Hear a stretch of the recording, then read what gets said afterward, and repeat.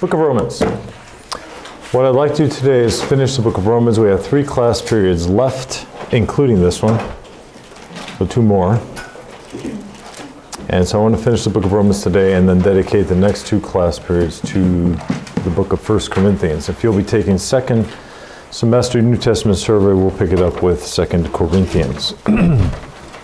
So hopefully, by the end of this class, you'll get a good idea, good feel for the book of Romans and kind of its flow, content, what it's talking about, who, anyway, the general thing. So I think the last time we got together, which seems ages ago, we talked about the general information regarding the book of Romans, who wrote it, and who carried it, and this thing.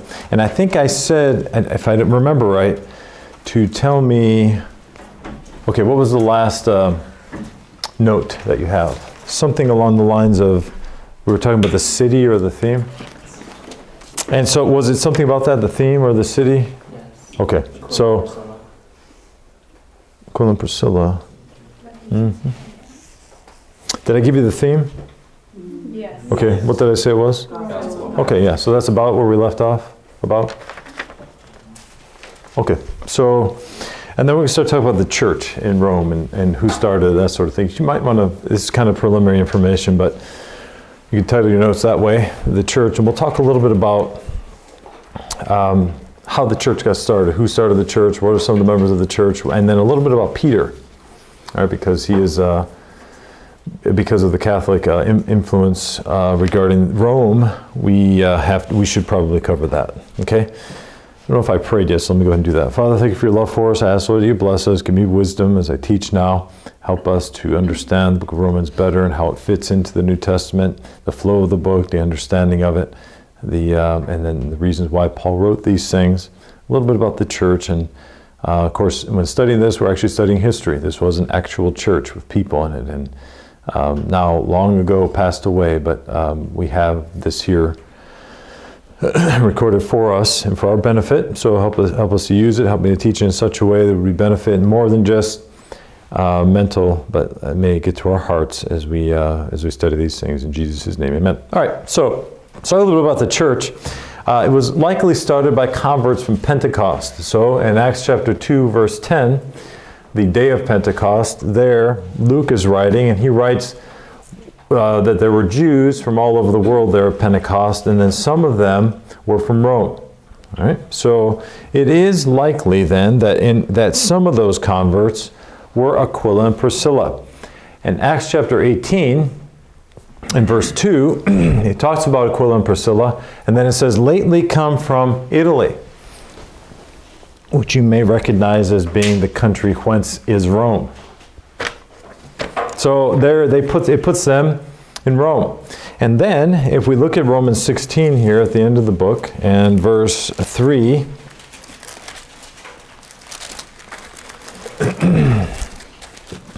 it says this, greet Priscilla and Aquila, my helpers in Christ Jesus. So this would place Priscilla and Aquila in Rome when he was writing this, who have for my life laid down their own necks, unto whom not only I give thanks, but also all the churches of the Gentiles. Likewise, greet the church that is in their house. Salute my well-beloved Epaphroditus, which is the first fruits of Achaia unto Christ. So apparently, Aquila and Priscilla opened their home to begin the church in Rome.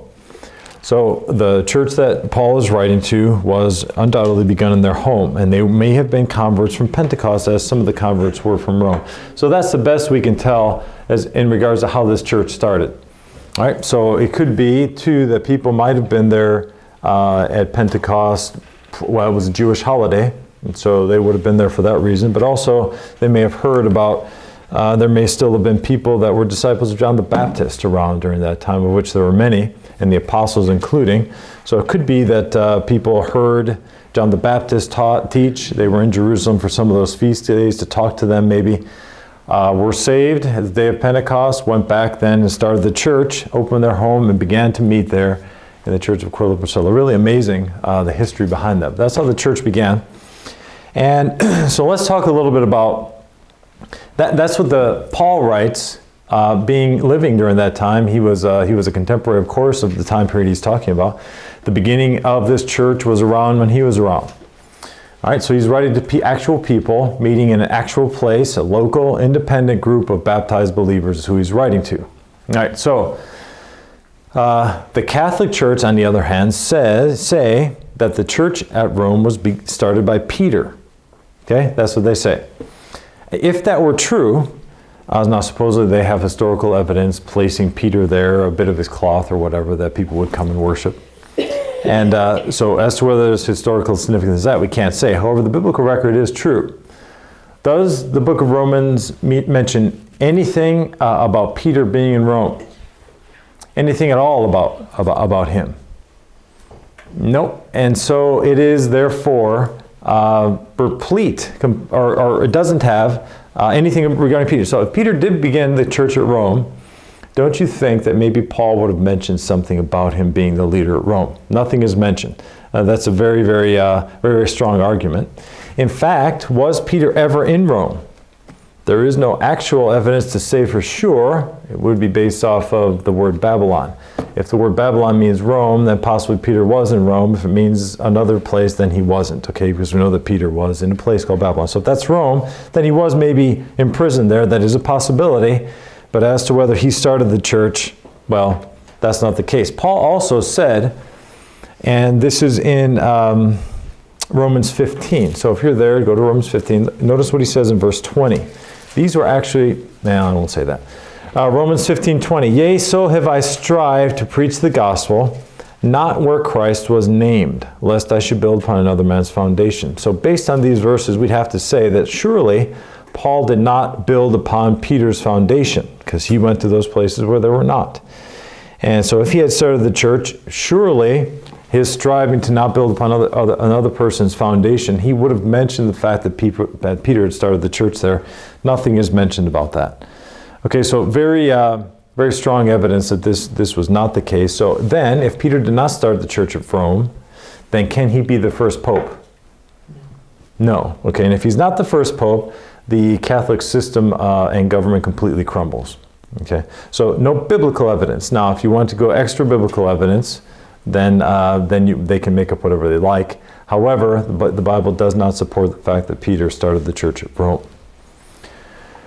Okay, not to mention, we can go on that the priesthood of the believer and all the doctrines that would be canceled out by a hierarchy of priests is not something in this New Testament. At any rate, we won't go into that. Suffice to say that no biblical evidence there. Converts then of Paul over the years came together undoubtedly to start the church. We believe that they were converts in Paul's ministry because he knew them by name. Right? He mentions a number of people in the book here where he knew these people, and they were meeting at the Church of Rome. So probably people would travel around quite a bit. Rome was a very international city at that time. So he probably met people, they found out where the Christians were, and they began to meet in these homes. Would these be the people that later on lived in the catacombs in Rome? Probably so. Okay, some of those very people. So at any rate, he mentions no less than 26 people by name, and he prays for them. So likely then they were people that he discipled, and they met in Rome. Okay, now here's another question as we kind of look at some preliminary information in the book of Romans. Was Paul ever in Rome? That's the question. We certainly know his intent. He says here in Romans 15 that he wanted to go on to the Church of Rome, but he was going to go through Spain first. Okay? No mention that he ever met. Now, was he in Rome? Yes, obviously he was imprisoned in Rome, but did he ever meet with the church in Rome? Very likely he did not. Okay, there is no evidence that he did. He's writing to them. He knows that they're assembled there. He heard that they were assembled there from people in his journeys. But the fact that he was physically with the church in Rome, there's probably no evidence to that. Okay, but they had a testimony in Paul's eyes through the people that were there. All right, and we see that in Romans chapter 1, verses 7 through 9. So this is how we get this idea. It says in verse 7, to all that be in Rome, beloved of God, called to be saints. So he's not talking to every citizen of Rome. He's talking about the church members at Rome. Grace to you and peace from God our Father and the Lord Jesus Christ. First, I thank my God through Christ Jesus for you all, that your faith is spoken of throughout the whole world. For God is my witness, whom I serve with my spirit in the gospel of his Son, that without ceasing I make mention of you always in my prayers. So he knew people in the church. He prayed for people in the church. He and that was often, but no indication that he was there. He heard of their faith. He heard of it. Okay, it was spoken of. Okay, so this kind of gives us an idea. So then, why is Paul writing? We'll get to that in just a minute. Okay, so then maybe by way of introduction to the book of Romans itself, Paul was announcing his desire to come to them. All right, so historically speaking, here's Paul. He wants to go and see this church. In verse 10, it says, making request, if by any means now at length I might have a prosperous journey by the will of God to come unto you. For I long to see you, that I may impart unto you some spiritual gift. Now let me just stop there for a minute. Paul was motivated by his spiritual gift. We have here in verse 11, his desire to see them was motivated by his spiritual gift. All right? What was Paul's spiritual gift? It was a gift of prophecy. He tells us that, I believe, in 1 Corinthians. That his spiritual gift, of the gifts, of which are listed in Romans chapter 12, and then we have how they're related to the church a little bit in the sections of them in 1 Corinthians 12. But he has a spiritual gift, and that was the gift of prophecy. What motivated him to serve God was his spiritual gift. So he wanted to go to them so he can impart onto them his spiritual gift. You follow that? We conclude then that the thing that motivates us is the spiritual gift that God has given to us. Each of you as church member, by the way, those spiritual gifts are given to church members. Another very strong force or reason why you should be a church member. Okay, church gifts are given to the members. To profit, he gives whatever gift he wishes, and he gives to every man severally as he will, says that. So it is good to know your spiritual gift. Paul knew it. It seems through Paul's life here that he had one gift. It was one given to him. And so there's some debate about this, but there seems to be, nothing firm on this at all, mind you, but there seems to be a particular gift that is given the church members so that they can edify the body of Christ. All right?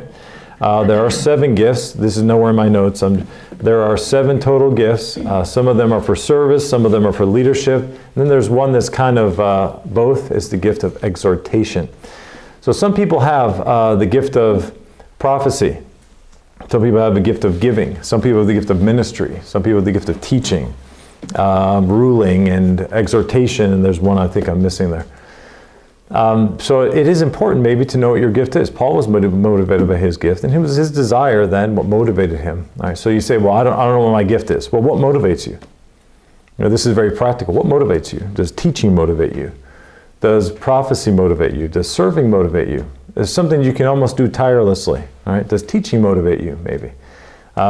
You may not discover it right now, but I think that after a bunch of years, my gift is ministry. I like to serve. I like to fill in. That's what motivates me. Right? So if there's a hole I can fill in, that's what I like to do, and I can do it tirelessly. And I have a hard time saying no, especially when it has to do with the church. I'm willing to help. I'm willing to do these things. I'm not boasting, mind you. It's just that it's a gift I believe that God has given me. God has given it to me. It's not of my own. But he's given it to me, and I enjoy doing this. I like working. I like getting my hands dirty. I like doing those things, and I can do it tirelessly, it seems like. No, that's not true, obviously. There comes a point. But what I'm saying is the motivation is there. You know, when you have to do something you don't want to do, you tire very easily. Okay, this one, when I say tirelessly, I'm not saying you're a super Christian, okay? I'm just saying you can do it without having to be forced to do it, right? So that's why I've come to that conclusion. Now, maybe not be the one that I want to have necessarily, but this is what it is. So just kind of a little bit of teaching on spiritual gifts. It is clearly in the scriptures, and I think it's important to know what it is. And it's going to be that thing that's going to motivate you. People will see it. The gift of ministry is pretty easy to see in people, I think, because it's those people that you don't feel bad about asking to do something, because they're always willing to do it. That's that kind of person. The gift of giving is somebody that kind of has the ability to be able to use resources real well, especially money. That's that idea. I don't know why I'm belaboring on these things, maybe, but people that have the gift of prophecy, now those are the people that can proclaim truth. Not a lot of compassion in those people. So if you're not a compassionate person, likely you have that gift, maybe. Okay. In other words, you can pronounce truth and you don't care how it's received too much. Okay. Then there's a gift of teaching. That's somebody. Now, mind you, I believe I have that gift. That doesn't necessarily mean that I'm good at it. Those two, you know what I'm saying? You kind of develop it, just like teaching. Let me face it. Those of you who are going to be teachers, when you first start out, you're not very good at it initially because you have to get some practice. It's understood, okay? Some people can maybe do it a little bit better than others. That's no problem. It's understood. You have to get practice at it. How do you keep the class's attention? How do you stress a point, right? How are your mannerisms? It is unfortunately a good thing to look at yourself on video once in a while when you're teaching. Be prepared with a 5-gallon bucket on the side in case you want to vomit. But at any rate, there is that. I've done it a number of times. I've evacuated my thoracic cavity a number of times watching myself on video now.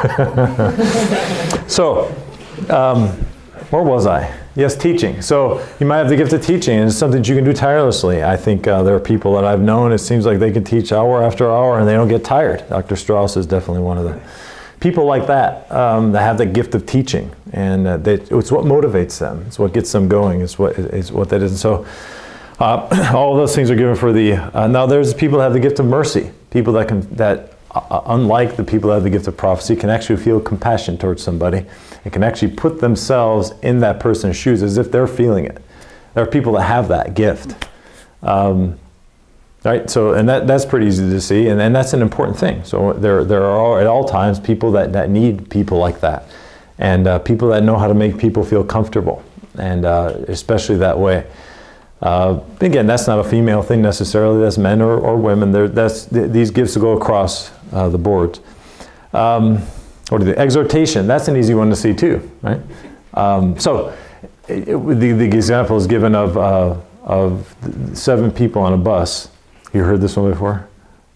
It's just because Dr. Strauss gave it. But it's a really good one. 7 people on a bus, and each of them have a gift. And you have the bus driver. He's just driving. There's no gift there, okay? There's no gift of driving. And so, let's see if I can list them here. You have the gift of prophecy.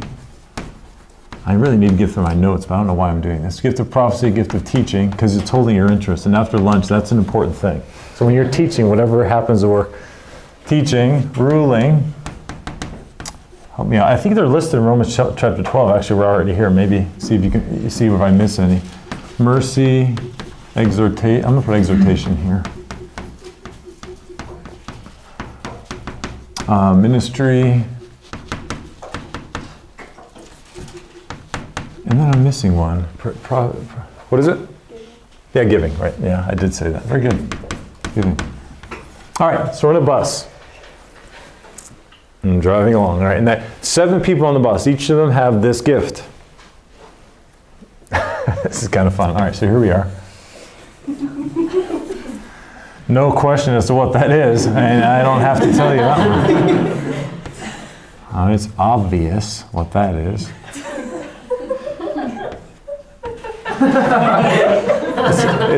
And here's Fred Flintstone here. Okay, so anyway, so there they are. 1, 2, 3, 4, 5, 6, 7, and here's the poor chauffeur. All right, he's driving here. El chauffeur. Okay, what happens? The tire blows out. Tire blows. The front tire, however, the driver, being an outstanding driver, grabs a hold of that wheel, and they go off to the side. This has to be repaired. Now, how are these 7 people going to react? The person with the gift of prophecy is going to walk them. Did you check the tire pressure? Well, you should have checked the pressure. Did you do your background check on the bus? Well, you should have done that. All right? This thing wouldn't have happened if you. That's the gift of prophecy. Right? Now, sometimes people need that. All right? That's needed. Somehow it edifies, I guess, but that's the gift of prophecy. Right? Gift of teaching. That person's going to pull out the manual on how to change a tire. It's going to begin reading exactly how to do it. It's going to say, now be careful there. Now the tire pressure is supposed to be this right here. Now the proper instrument to use to check tire pressure is this. You want to make sure this, and then whatever. Okay, so they're doing that. That's absolutely my son Andrew. He drives me crazy. He'd rather sit there and read how to do it than, that's him.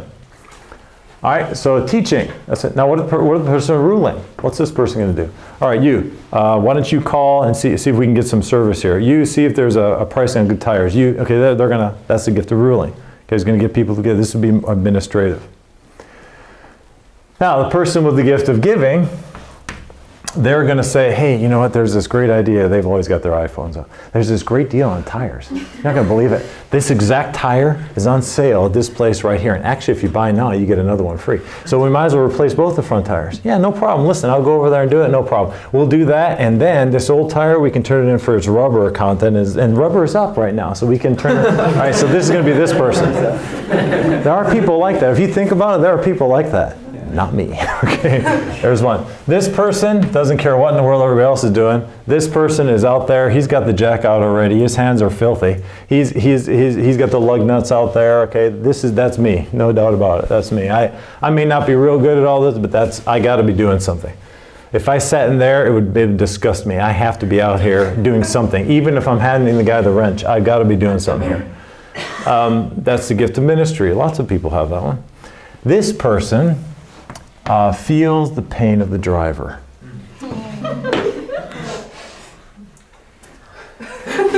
Sits next to them. Oftentimes just doesn't, maybe doesn't say anything. Puts your arm around it. All right, that's mercy.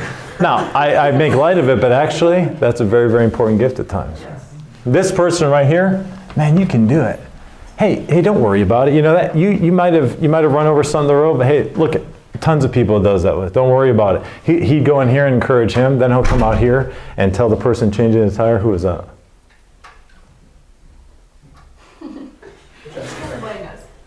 Oh, I didn't know somebody left. I thought somebody came in. Okay, so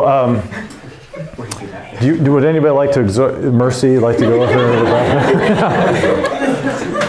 Let it out. So then you have the exhortation. Exhortation and encourager. That person's going to encourage this one's going to say, hey man, you did a great job with that tire. And people are getting low down and down, so I don't know if I can do this. But you can do it. You can do it. I've seen you do this tire before. There's no problem. You're all over it. That's a very important gift. It dissuades discouragement. So you decide maybe where you're at there. But Paul's spiritual gift was this one right here. And he tells us that. Yes? Is it possible for someone to have multiple Well, that's gifts? what I'm saying. I don't know. Paul says, okay, what does he say? Where was I? 10, was it? For I long to see you that I may impart unto you some spiritual gift. It doesn't say more than one.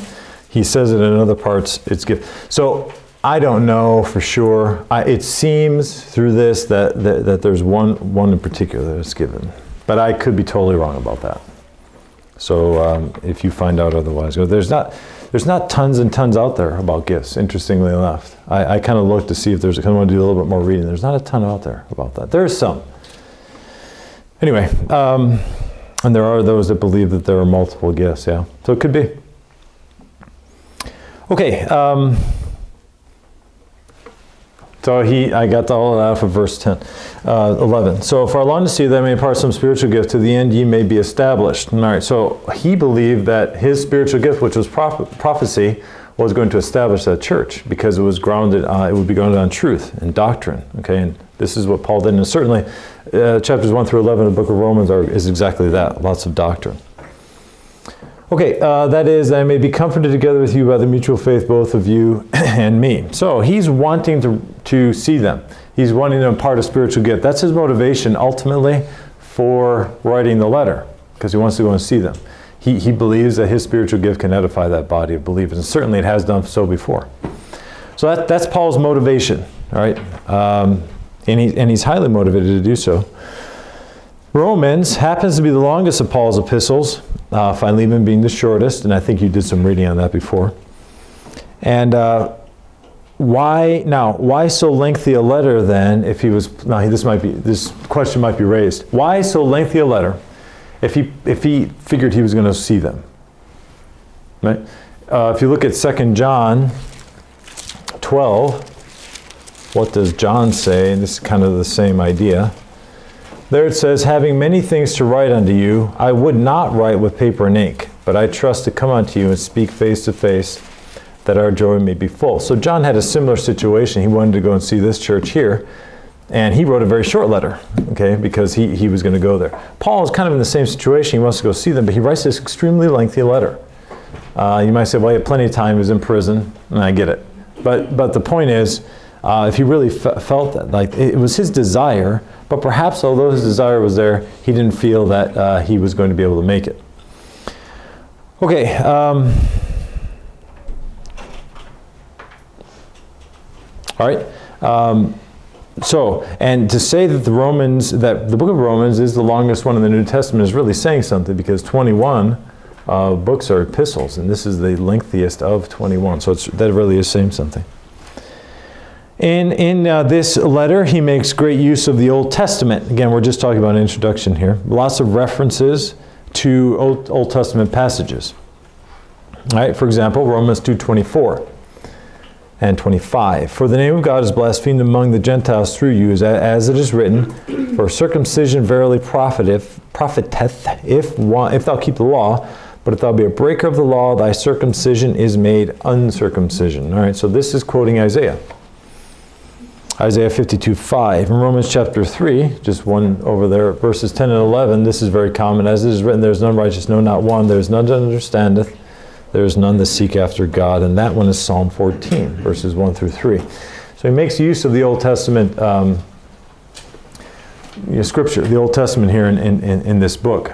So he shows this understanding. Okay, so now what are the general divisions of Romans? Now we'll get into more of the actual division, in other words, what it's actually all about a little bit later. Let's just talk about the divisions of the book of Romans. All right, so if we understand that this helps us with the flow of the book, okay, how it all goes. The first division, just two major divisions, is chapter 1 through 11. Chapter 1 through 11, yep. Now this is very heavy doctrinal, okay? And we'll get into this a little bit more in just a minute. Okay, heavy doctrine, he talks about lots of doctrinal things. Here he's demonstrating his spiritual gift. He's prophesying, he's telling things, he's giving the understanding of faith and works. He's talking about the condemnation of the whole world in Romans chapter 1, verse 18. Let me read that. Yeah, for the wrath of God is revealed from heaven against all unrighteousness and ungodliness of men who hold the truth in unrighteousness. There he says all. You see that the prophetic gifts, he's not leaving room for feedback. Okay, it's not teaching. He's saying the entire world is under condemnation. The wrath of God is revealed against all of it. Just very, very, very, very, very strong proclamation. Okay, very prophetic. So it's heavily in doctrine. In chapters 2 and 3 and 4, he deals with the idea of faith and works. Isn't it a shame I had to erase that? Wonderful piece of art. That's how it is.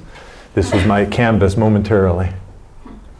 Okay, I've gotten over that. Now, in chapter 12, so the second division then from chapter 12 to 16 is much more practical. Okay, there is a wonderful jump in this book in chapter 12. We're going to look at that in a little bit. The first few verses of chapter 12 definitely make that transition for us, and it's very familiar to you, I would think.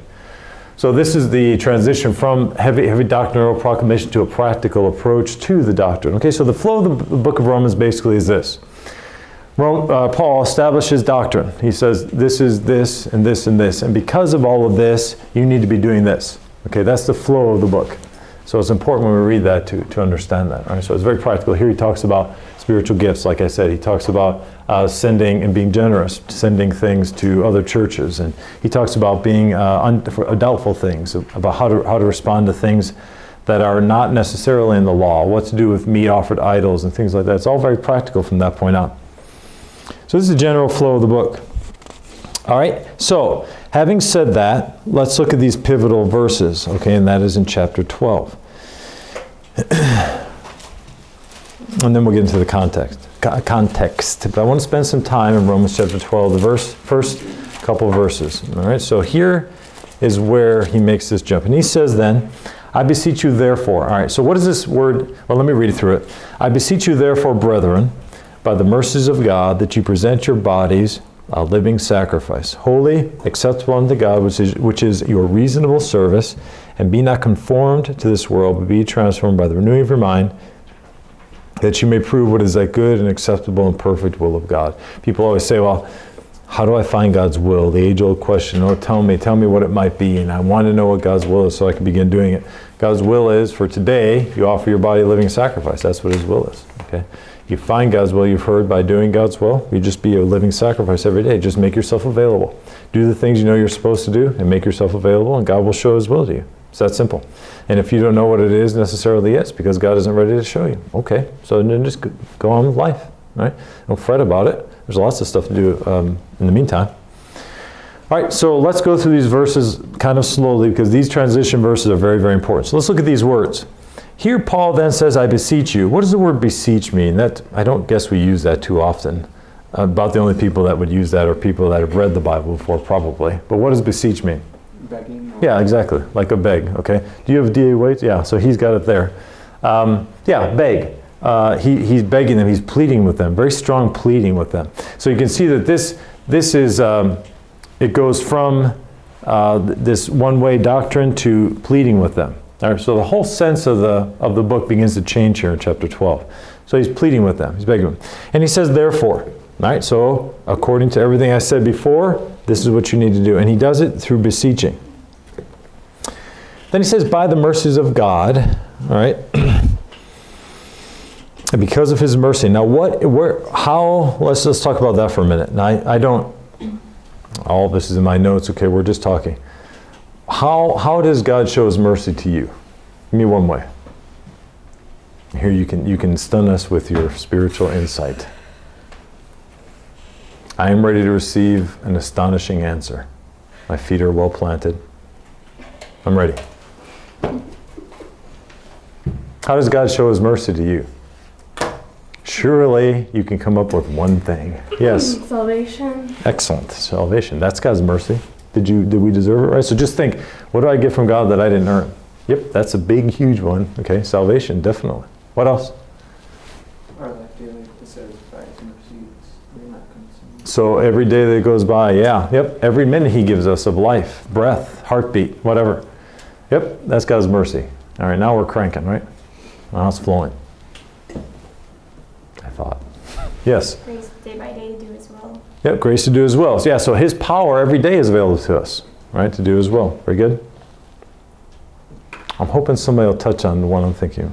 When we kind of stray away, it's his mercies to bring us back to chasing us. Okay, his mercies, yep. That's the mercy of God is his mercy. Very good point. Yeah. He doesn't have to show us his mercy, and he could just say, well, fine, go on then. But he doesn't. That's the mercy of God. We can be thankful for that. What else? Just the freedoms that we have, or just even though we live in a wicked world, he still gives us.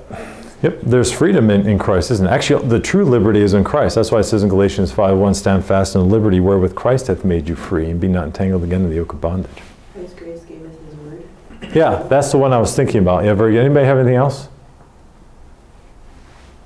Okay, we've reached. Yeah, God's mercy is right here, no question about it. And I think that this is what Paul is really getting to. After all, he's writing God's word. But part of God's mercy is the Bible. That is an amazing treasure. Even if we're all imprisoned for our faith and we're suffering terrible persecution, there's always God's word in your heart. You always have that, and they can never take that away. It is preserved for us. It's promised that we'll have it from now until for generations forever. It's promised that we'll have it. God will never, ever, ever allow it to not be a part of our life. It is definitely part of God's mercy, his word. Okay, and all of those other things are equally true about his mercy. But I wanted to kind of bring that point out, that God's word is part of his mercy. So he beseeches, he begs us on behalf of God's mercy, of which are all those things, and because of all the doctrine that he mentioned before, which would align with God's word, that you present. Okay, what that word present means yield. All right? Now, what does yield mean?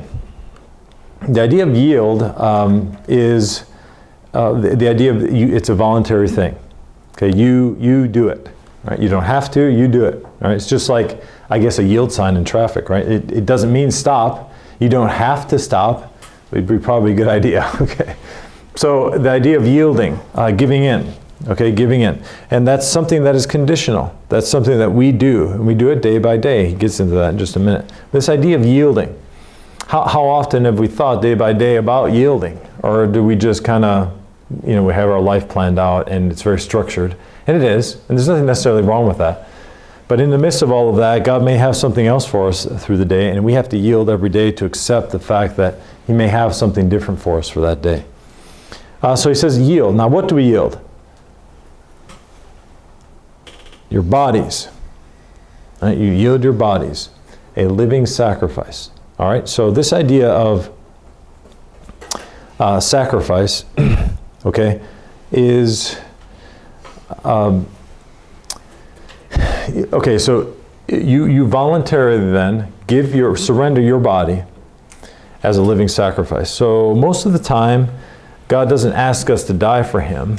Most of the time, He asks us to live for Him. There'll be a lot of people that might say, "Oh, I'd be willing to die for this cause and all of that," but they won't live for Him day by day. It's that faith. It's that living for Him. Okay, and it's a living sacrifice that is sacrificed, but alive. Right? Paul mentions these things. The idea of being dead yet alive. Okay, he says, "I die daily." And if we don't die daily, then we build up the things that were destroyed, and we make ourselves a transgressor. He says that in the book of Romans. So we are to present our bodies as a living sacrifice. So Paul is establishing a truth here. All of this doctrine I told you regarding faith and works and all of that, it's good that you know that. But now, I beseech you, I beg you, do this. So it seems like this is an extremely important thing, and we shouldn't just let it go by us. A living sacrifice. What kind of sacrifice is that? It's holy, acceptable unto God. Abraham understood this. When he offered a sacrifice, when God gave him the understanding that his descendants were going to be in Egypt for hundreds of years, and that they were going to be under bondage and slavery, God told him to offer a sacrifice. And he divided all of the sacrifice in half, except for the birds.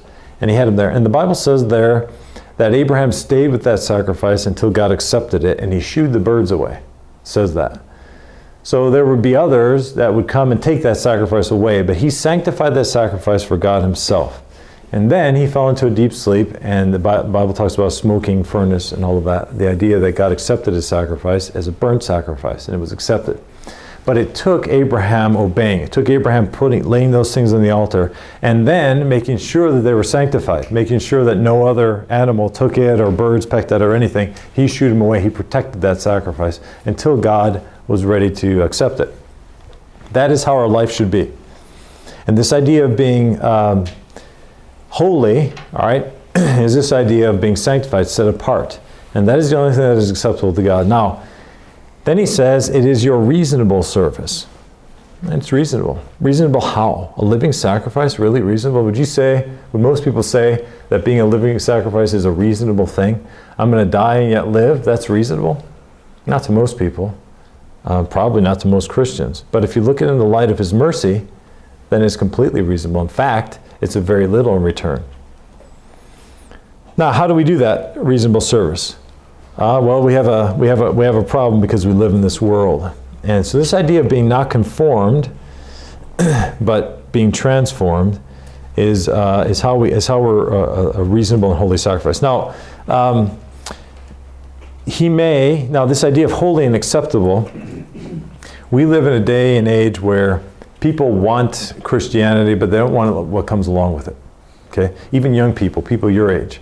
They want this idea of maybe Christian heritage, and they want these things, but they want it the way they want to dress. They want it with their kind of music. They want it so they want to put all these stipulations on their service to Christ, where the mercy of God is God's Bible. He tells us how to do it. I think about the sacrifice of Nadab and Abihu, and how it wasn't accepted by God, and the fire came out of the altar and consumed them because of the method that they did it. Their desire to want to do those things was there, but the method was not. Let me just interject here an idea of teaching. You have preaching and teaching. There is a difference. Okay, and I've mentioned some of the difference today, just a little while ago. But what is more important? Preaching or teaching? Now, a preacher will tell you preaching, and a teacher will probably tell you teaching. But what's more important? Now, when you say this, you're going to tell me why. Teaching. Why? Well, because in the Great Commission, too, like one of them is preach, and the other two are involved teaching. Like Matthew 28, you mean? Yeah. Yeah. Going into all nations, baptizing them. So that go ye is actually make disciples of all the nations, baptizing them and teaching them. Okay. Yeah, there's two different Greek words. One is make disciple. The other one is didaskala, which is teaching, actually. But you make disciples by teaching, also preaching. I would say teaching as well, because in order, preaching often is, you have to know what you're supposed to do before you get scolded. Not that Mhm. preaching is all just correcting, but teaching is, Teaching. yeah. Okay. Were you going to say something? I think I'm gonna say preaching. Oh, good. We have a debate. I was hoping somebody would say preaching. Prepare your rebuttals. With preaching, it's more, it's direct. They're telling you what to do. I guess with teaching gives kind of a feeling where, they're teaching you something, you have to accept it either way. But with teaching, it's like you can take it or leave it. With preaching, they're actually giving you what, Proclamation. proclamation, and it's normally, do it. Okay. Anybody else? So we got 2 and 1. Would say teaching. Oh, sorry. Lorenzo. Teaching. Probably because when you're preaching, you're going to be more general because you're hitting a large group of people. But when you're teaching specifics, and the only way someone knows how or what they believe or how to go about what they believe is through teaching, not preaching. Okay. Uh-huh. I guess we have to figure out what's the difference. Sometimes you're preaching or teaching, and sometimes you're teaching or preaching. When exactly is it? Okay. I think there is a difference. The difference is this. Preaching is from the pulpit or podium, I guess, whatever it is, whatever form it is, soapbox, it's one unidirectional. It's this way, okay? Teaching is more feedback, like what we're doing now, okay? When somebody's up preaching, we're not too concerned with understanding, but rather influence, right? When you get done preaching, three things should happen. They should be mad, sad, or glad, right? One of the three. You're looking for a reaction. You're looking to motivate. Sometimes the motivation is making people mad. And sometimes that motivates, or glad, or sad. Okay, so those things. That's preaching. It's unidirectional. I'm looking to make a change and an influence. I'm trying to settle something in their heart. I'm trying to get to them directly. That's the idea of preaching. Is that important? It's extremely important. It is what motivates. All right. Now, teaching, on the other hand, gives you the principles by which to do it. So how would I answer that? I would say both are important. In any ministry, you have to have both. Okay, here's why. If, let's say, we were attacking a hill, right, and I'm the general, and all of you are my bullet stoppers, okay, and I say, and I get up and I give this rousing speech, all right, very much like Eisenhower's speech before D-Day, or Theodore Roosevelt's speech that's on the rock over there, or William, who's the Scottish guy? William Wallace, yeah, his rousing speech to get his people going, okay. That's motivation, right? We're going to go up there and we're going to take it because they're going to take our homes, and it's our duty as men and ladies, in this case, to defend this hill. It's our property. It's our duty. And so I can get up here and say all those things, which all be true. This will give you the motivation to do it. And I said, all right, now line up here. I got some M16s here for you. Let's go. Pass them out. We're charging the hill. That's all great, but you got to know how to use the M16. What if you get up there and you get a misfire? You don't know how to charge it. You don't know you're not sure how to take it off a safe. What good is charging a hill going to do? All right. So it takes both, doesn't it? You have to know what you're doing, but you have to be motivated to do it. So a ministry that is heavy on preaching has a lot of people that are motivated but ignorant of things. A ministry that is heavy on teaching, people like to sit around and talk about the deep things of God, but they don't want to get out there and reach the world. Okay, so you have to have both. You want people that are motivated to do that, but will know what they're talking about. So each ministry is important that way. Now, obviously, in a college ministry, both are the case, and that's why you hear preaching often, And it's also, of course, very heavy on the teaching, because in the Bible, it is that which is carried on, okay, teaching. If it's lost in this generation to that generation, if it's lost, I've been influenced with this a lot, then you're not going to be able to pass it down. So I have a responsibility now, in part, to make sure this information gets transferred to you, okay? It is then your responsibility to teach others. And that's why Paul said, to faithful men who will be able to teach others also. But there has to be that transmission of information. It has to be there. The understanding has to be there. That which was developed all throughout time has to get across to you. And then it's your responsibility to get across. If it's lost here, it's going to be even worse that way. So, and then we have a Bible. The wonderful thing is that's where the Bible, because no matter whatever lacking you might have from my teaching, the Bible is still here. Okay, so you can still look into it and get those things. But it is important to pass these things on. So, I would say both. How did I get onto that? Okay, the renewing of your mind, not conform to this world, but be transformed. So this is this metamorphos. Okay, so in order, not being moldable in the world, but making a difference. The difference between a thermostat and a thermometer. Okay, what's the difference? What does a thermometer do? It just reads the temperature. What does a thermostat do? It sets the temperature. Okay. God wants you to be a thermostat, not a thermometer. So you don't just fall in the line with whatever you influence, okay? That's the idea. So we should be an influence in the world and not somebody that conforms to the world. Here again, the world creeping into the church has caused the church to be conformable to the world and not transformed, and that's the problem. And then what's going to happen at the end of that? You'll prove what is that good and acceptable and perfect will of God. All right, so that's just these transition verses in the book of Romans. And this is the way that you find God's will, perfect will. Notice that, perfect will of God, perfect or complete will of God. The will of God for my life isn't over until I'm dead, okay, until my body is 6 feet under. But the will of God continues all the way through that, okay? So that complete. So this is something that is a lifelong process. Christianity is not a religion, it's a life, it's a person. It's a person that we're following. It's a life, is what it is. All right, so tell you what, let's take a real short break here and then we'll get into a little bit more into the content.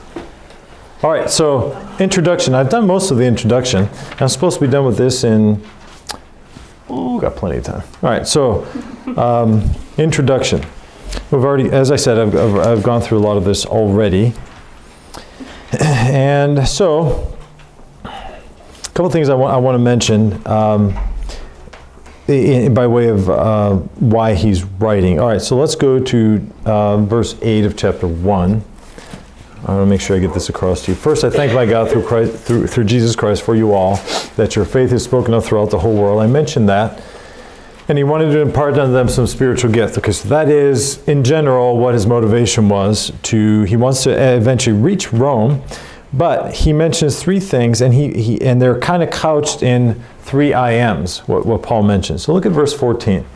I am debtor, both to the Greeks and to the barbarians. He says in verse 15, I am ready, and verse 16, I am not ashamed. So this spiritual gift that he wants to impart to them really has three parts, and they're kind of couched in these things. All right, so the idea of wanting to be, he says in verse 14, I am a debtor. All right, so he felt himself indebted to the Greeks and to the barbarians. So the reason why, okay, and this is by intro, we're talking about his why he's writing, okay, the purpose. It is to impart some spiritual gift, right? And part of that is because he felt himself as a debtor. So he says, I am a debtor. So his, that which kind of, I don't want to say drove him necessarily, but that which was kind of a backdrop to it all is, I guess, when he felt like he didn't want to do it anymore, he felt a debtor. He felt he had to pay a debt back. For having received all those things of the Lord, he felt he had to pay that debt back to people. So he wanted to go to Rome, and in part of paying the debt back for what he was given, give it to the Roman church there. Okay? So that's part of the reason for why he wants to write. Okay? And then secondly, he, in verse 15, wants to declare his boldness. Verse 15, so as much as in me is, I am ready to preach the gospel to you that are at Rome also. So part of the reason was to show his boldness in preaching the gospel. Now again, this would follow his spiritual gift of prophecy. Okay, he's gonna preach the gospel, and he's gonna be motivated to do, and he wants to do it at Rome also. So he has a huge desire to give the gospel to the Roman people there and at Rome. Of course, he does to the very highest there. But that's part of the reason he's right. So he is a debtor. He feels he needs to do it. He also wants to do it by way of the gospel. And then thirdly, he wants to pronounce his belief. He says, I am not ashamed. He wants to make sure he gets across to them the fact that he is not ashamed. He's not ashamed of the gospel of Christ. It has caused him a lot of turmoil. It's caused him a lot of persecution and pain, but he is not ashamed of it. So you see that this gift of prophecy comes out in this, the fact that he considers himself a debtor, that he's ready and he's not ashamed. This is the reason why he's writing, really. He wants to go there. He wants to show them this. He wants to impart unto them a spiritual gift, and it's kind of shown in his 3 I Ams. Okay, so that's the intro, and I am ahead of time. All right, so now the principles of the gospel, secondly. All right, so we've got that one. Secondly are the principles of the gospel. I guess we can spend a little bit more time here. So, again, this is heavily doctrine. Right? So here, this is really chapters 1 through 8, really. He begins even in chapter 1, because he establishes some things, and he begins by talking about, so this idea of the gospel, okay, of Christ in verse 16, he clearly delineates that for us. And that's why a lot of times we use the Romans road, because he says, I'm not ashamed of the gospel of Christ. He goes through that then in chapters 2, 3, and 4, and he establishes the principles of the gospel. And so it's very doctrinal. So the principle of the gospels then is really chapters 1 through 8. Let me highlight a few things. He talks about sin. All right, so verse 18. I like verse 18. It says, for the wrath of God, because it's so complete. The wrath of God is revealed from heaven against all ungodliness and unrighteousness of men who hold the truth in unrighteousness. This would cancel out anybody that would say, well, it's just a little lie. It's just a white lie. It's just a small sin. It wasn't that big. At least I didn't kill somebody. You ever heard these things, right? All right. But the wrath of God is revealed against all unrighteousness, all of it, regardless of what it is. So this Catholic idea of venial and mortal sins, everybody ever heard of that? Right? Venial sins are not so bad, and mortal sins are bad. Okay, they distinguish between sins. What sin is not mortal? They all are, okay? And this kind of shows that here. Every sin is mortal. In other words, they say, I can remember being a kid in Roman catechism class and thinking to myself, I'm in trouble, because the teacher there said that you have venial sins, which are just kind of small sins, and that can be taken up through the confessional, penance, things like that. But if you commit a mortal sin, well, those things are only taken care of in hell or in purgatory. That's the only way. And so then we began to think, well, which sin? So I thought to myself, my logical little mind, I guess, well, if I'm going to sin, I want to make sure I don't do the mortal ones. So maybe I can comply with my desire to sin, to just continually do the venial ones, and I can take care of them through penance. But I want to make sure I stay away from the mortal ones. So I asked the teacher, which sin is mortal? And I don't know if I asked that, but it came out, right? And so then people said, well, what about this one? What about this one? And I remember them saying, what if we don't go to, they call it Mass, right? What if we don't go to Mass? And the teacher said, well, that's a mortal sin. And right there I thought, oh boy, because there was sometimes I didn't go to Mass on Sunday. I thought, oh, okay, I'm in trouble. And that scared me so bad. And I thought, wow, what am I going to do now? But the thing is, there was nothing in Catholic teaching that showed me how to get out of that. That's it. So anyway, so I think that's why a lot of people abandon the Catholic/Protestant teaching, because they don't give a way out of it. It's all ceremonial and that sort of thing. You just go through the motions, but there isn't anything that really tells you you're forgiven. So he establishes the truth of sin, and the Gentiles are under sin, and the Jews are also under sin. Notice what it says in chapter 2, verse 1, therefore thou art inexcusable, O man, whosoever thou art that judgest. And he's dealing with the Jewish people here. They judge other people unworthy of God's righteousness because they are not obedient to the law. So Gentiles are certainly underneath the condemnation of God, but Paul says the Jew also. Probably not a very popular book to the Jewish people, probably. So he goes, and then he begins to expand on this. And really he ends up saying the whole world is underneath sin. Okay, I've established that.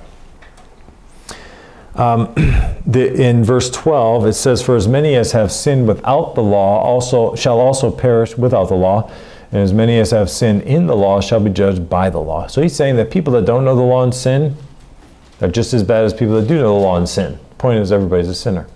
Well, what's the law? What is the summary of the law? We would say the Ten Commandments, right? It's interesting how the basis that later on Paul rehashes the Ten Commandments, at least 5 of them, in Romans 13. Well, we know that Romans 13 has to deal with government. I'm just throwing this in there. It has to do with government. So the Ten Commandments are, the understanding of the Ten Commandments or the establishment of the Ten Commandments in part is backed or established through government, or government is supposed to use those things. Look at verse 8 of 13. Owe to no man anything but to love one another, for he that loveth another hath fulfilled the law. For this, thou shalt not commit adultery. That's a commandment. Thou shalt not kill. That's a commandment. Thou shalt not steal. That's another one. Thou shalt not bear false witness. Thou shalt not covet. And if there be any other commandment, it is briefly comprehended in this saying, namely, thou shalt love thy neighbor as thyself, rehashing with the Lord's teaching. So government really is to be established upon God's commandments. Okay, so then he begins by talking about sin. So when we present the gospel, as Paul did, we should be very clear of what sin is. And then secondly, he talks about salvation. Salvation is the way that somebody is righteous, okay, or justified.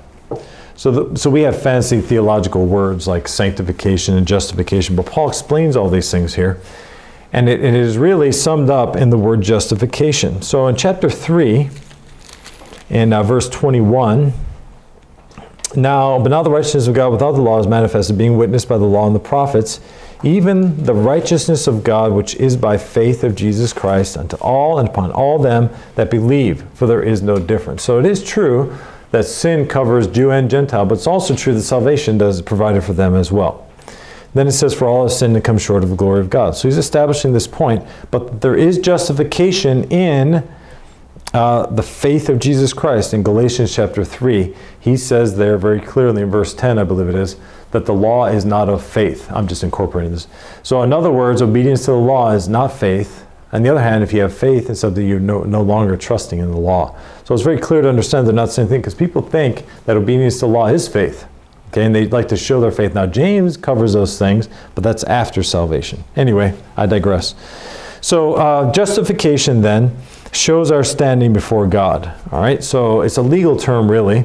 And this idea of being justified means that in front of the judge, in fact, the judge of judges, we are seen as innocent, not guilty for whatever charges might be brought against us. He says in verse 26, for I declare, to declare I say at this time his righteousness, that he may be just and the justifier of them which believe in Jesus. All right, so through Christ, the Lord can still be just, and then he can forgive also, right? He can let things go because it was already paid for by Christ. There was no other way. So he is just yet, and he is also free to justify. It's based on belief and faith. It's clear here. So that's justification. It's a legal term, as if the judge would throw it. I always imagine the gavel, right? Putting the gavel on, saying innocent. This is the action of justification. On the other hand, condemnation would be the action of guilt. And then how are we justified? Because Christ's righteousness is given to us. That is contained in the word imputed or imputation. Okay, so he's just establishing the gospel. He's talking about salvation. He's explaining some words. Remember we said it was heavenly doctrinal. And it's hard in a survey class to really get all involved in it. But suffice to say, that imputation then is things to be put on our account. Christ's righteousness was put onto our account. Okay, it would be like so Jesus Christ was righteous before he. I don't want to say it this way. Okay, it's kind of a conundrum, but really he was righteous before he behaved righteously. Put it to you that way. So the righteousness that he gained here, being perfect in a body, he is freely able to give it to us based on the fact that he was righteous. You see? If Christ was not righteous at all, he could not be free to give us that righteousness. He would have been righteous for himself. But because by virtue of who he is, he's righteous, the righteousness that he gained, he can freely give to us. You see that? Put in your account. That's the word imputation. So that's why it's so very important I think, to explain to people that Christ was without sin. Because if he had any sin, then his righteousness was for him. And that's why it says he has sent him to be sin for us, who knew no sin, that we might be made the righteousness of God in him. So very clear there. I believe it's in 1 Corinthians. All right, so I'm just bringing that into play. And then so he deals with Gentile people there. He deals with all people, really. But then he goes back to the Jews again. He gives the example of Abraham. Now, I think this is very interesting. This example of Abraham, he was justified. He was called the friend of God. In the book of James, the end of chapter 2, James talks about this very same thing. But here Paul is establishing the fact that Abraham was seen as righteous, or the friend of God, without the law. That's very important. Because how could somebody, in the Jewish mindset, you're only righteous by obeying the law. But there were righteous people before the law was even given. So how would that explain that? In fact, anybody that was righteous before the time of Moses, we know Noah was, we know Adam was, we know Abraham was, and many others. They were righteous apparently without the law. They didn't know what the law was. There it says in the book of James, and he was called the friend of God, and it was imputed unto him for righteousness, and he was called the friend of God. So Abraham believed, okay, and it was imputed unto him for righteousness. So, and he was called the friend of God. Okay, it says that in James chapter 2. So Abraham is an example given. He's an example of imputation. So he's dealing with the Jews again. Okay. Now, so he's dealing with the principles of the gospel we're talking about. So we dealt with sin, we dealt with salvation. In salvation, we dealt with justification and imputation. And now, what also comes with the gospel is sanctification. All right, this is begun in chapter 6. Right? So what shall we say then? Shall we continue in sin that grace may abound? So what of people who are already saved? They are sanctified, they're set aside, there's a purpose for it. Just like Abraham, who sanctified his sacrifice and shooed the birds away and made sure that his sacrifice was pure.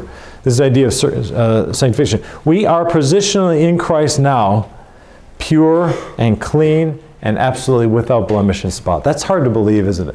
I know I just said that and they're simple words to understand, but the ramifications of that, one day, you will, by virtue of the blood of Christ, stand before God completely and totally and utterly pure and innocent, as righteous as Christ is.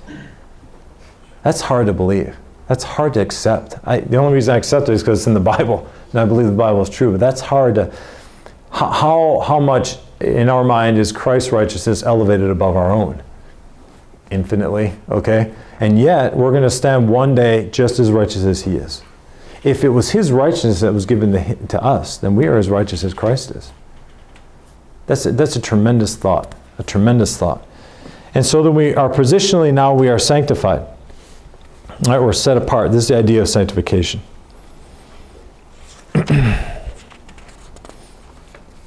Okay, how much time do we... So, however, we have a problem so what gets into place there? All right, I'm justified. Christ's righteousness is imputed unto me. I'm sanctified. All right. Now we don't mean that in a holiness kind of way. We mean that in a doctrinal sort of way, positionally. But what's our problem then? How come we're not perfect little people? Because you live with flesh, and that flesh is carnal. And just like Paul said, those things that I would do, I do not. And those things I would not, those I do. Those verses I can understand. Easy to comprehend that one, okay? Sometimes to believe that I'm as righteous as Christ, although it's truthful, it's hard to take it in. But the fact that sometimes I do those things I don't really want to do and I know are wrong and I do them anyway, and those things I know are right, I don't end up doing them. How many have been there? You're going to be honest. All of us have. But we can understand that. So this battle with the flesh, that's the problem we have. One day, we'll get rid of this flesh and be done with it. We'll be able to worship God without a sin nature at all. That's an amazing thing. It's good to think about that. Okay, now the problems with the gospel. Let's see, problems with the gospel. I'm supposed to be done right about now. Okay, so the problems with the gospel. Well, essentially, this is chapter 9 through 11. And when I say problems, I don't mean the gospel inherently has problems. I just mean that, particularly from the Jewish standpoint. Okay, for them to accept the gospel would mean for them to do away with the law. In order for a Jewish person to get saved, they have to admit that the law does not save. That is an extremely difficult step for them, okay? Because they've grown up with the law being the principal thing, and they memorize the Shema, Deuteronomy 6, and these things carry on to your children. It's talking about Moses' law. So they haven't done it necessarily, and there's a conundrum there, but they stand by it, okay, principally. So the problem with the gospel is then that Israel rejected the gospel message. Okay, they would rather put their faith in the righteousness through the law instead of the righteousness of the Messiah or Christ. Okay. Okay, so then Paul says that, but he also mentions in addition to this that as Gentiles we have to be careful not to condemn the Jews for this, because it was for their disobedience that the gospel was given to us. He makes sure that people understand that, and he has a very heartfelt desire for his people to be saved. There's a lot I could say about that, but I have to move on. Okay, now the practice of the gospel. I think I'm back on track. Yep, I got 5 minutes. All right, the practice of this is going to be important. So I want to make sure that I cover some things. All right, so chapter 12 talks about, and this is chapters 12 through 16. This is almost going to take us to the end there. Chapter 12 we've already gone through. There's no need to go through it again, but essentially that's consecration.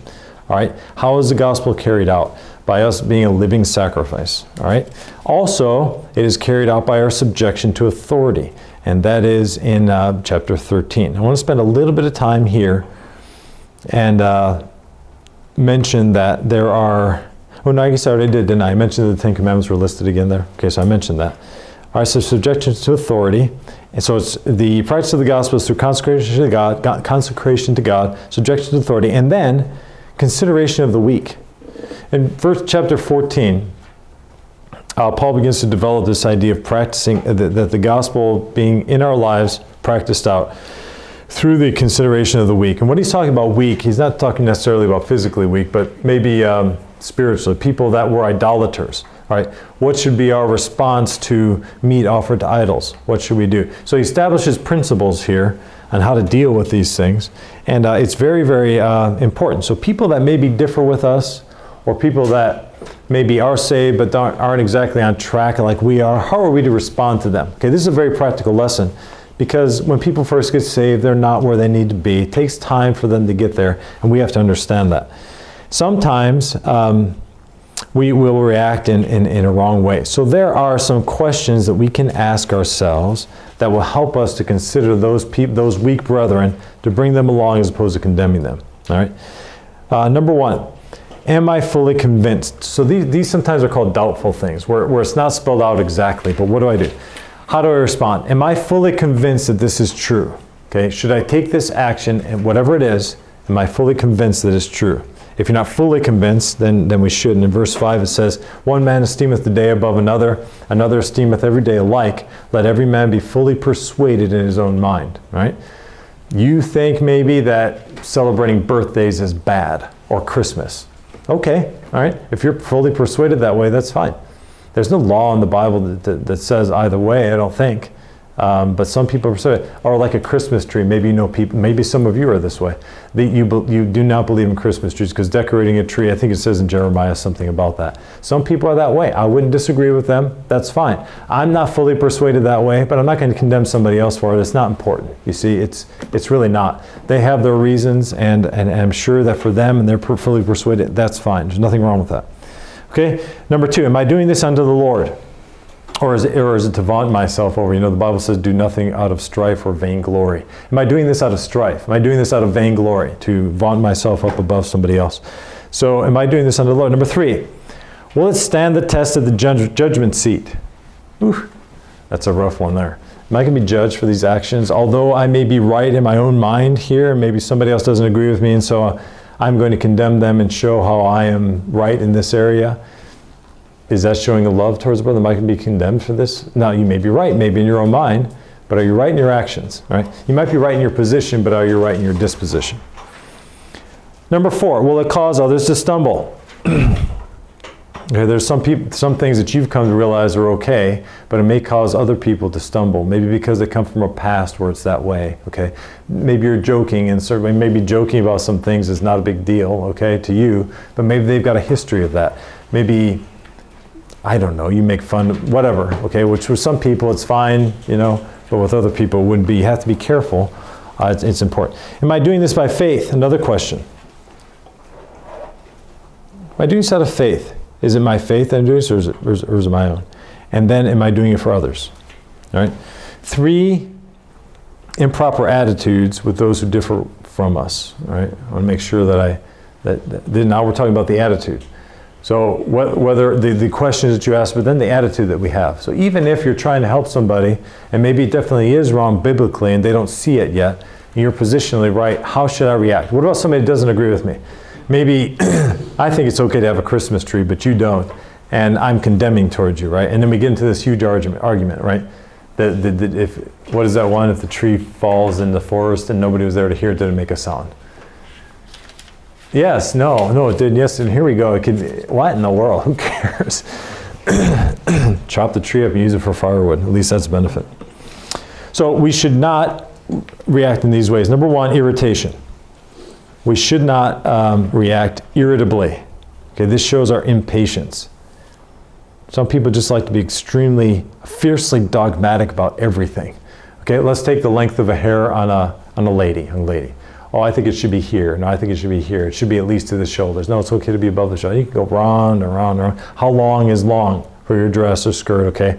How short should a man's hair be? Exactly how should it be? All of these things. What shade of blue is allowable for your shirt? Okay, so really? If you're fully persuaded it's okay for you, fine. That doesn't mean you don't have rules. I'm not saying that, okay? But just because somebody happens to believe there's no problem there, what's the big deal? Okay, so I think that's important. We shouldn't be irritated at that. Number two, ridicule. Somebody's wearing a black shirt, queer. Because they're queer. Look at that queer. Now you start laughing. You shouldn't react that way. Okay? It's not right. Now, if they're a queer, no, I'm kidding. But, sometimes we like to make fun of people that way. It's kind of a part of our really sinful, sarcastic nature to be that way, but it's not right. And then thirdly, contempt. The idea of contempt is to lack respect. And this would be to voice your contempt, okay, and to completely trash them, and that openly, okay? You're this, okay? It comes out of us, doesn't it? Our mouth is directly connected to our heart. It's like a puppet on a string. And sometimes those things can come out. We have to be careful. Okay, then Paul concludes just with some, and I'm pretty much done, but he begins to focus on the ministry again. He deals in chapter 15, the idea of being unified, and then he reiterates his desire to visit them. Okay, so he closes out how he started there. A long letter, isn't it? A lot that's contained in here. We could have gone through it book by book. You could spend an entire semester on just the book of Romans. This is a survey class, all right? Hopefully now you understand the flow of the book of Romans, some of the things that Paul was talking about, have a pretty good feel for it, and understand some things. A very long letter for somebody that was supposedly going to visit people in Rome, but at any rate, this is the way that the Lord led.